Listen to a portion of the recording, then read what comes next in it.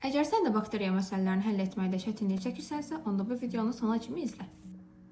Bakteriyalar hər 20-30 dəqiqədən bir çoxalırlar. Əmələ gələn bakteriya sayını tapmaq istəyiriksə, bu zaman başlanğıc bakteriyanın sayını vurarıq 2 üstü n-ə. N burada nəsil sayını bildirəcək.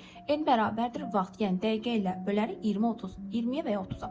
Əgər sualda 20 ilə versə 20, əgər sualda 30 ilə versə 30-a bilərik. Bölünməyə məruz qalan bakteriya sayını tapmaq istəyiriksə, bu zaman əmələ gələn bakteriya sayını tapandan sonra ondan başlanğıc bakteriya sayını çıxacaq. Gəlin belə bir nümunəyə baxaq. 55-ci suala baxaq. 55-ci sualda deyilir ki, 2 saat ərzində 4 ilkin bakteriyadan maksimum əmələ gələn bakteriyanın sayı. Gəlin birlikdə bakteriyaların sayını tapaq. 2 saat dediyindən başlanğıcımız 4 olduğundan 4-ü vuracam. 2 üstü 2 saatı çevirirəm dəqiqəyə, eləyir 120 dəqiqə. Burada 20 dəqiqə ilə bizə verdiyindən 2 üstü 60 vurulsun 2 bölünsün 20. Buradan da qalacaq 4 vurulsun neçə? 2 üstü 6. 4 vurulsun 2 üstü 6 eləyir 64. Buradan da neçə eləyəcək? 256. Bunu tapandan sonra burada deyir ki, bu vaxt ərzində əmələ gələn nəsillərin sayı görürsünüz. 6 nəsil əmələ gəlib.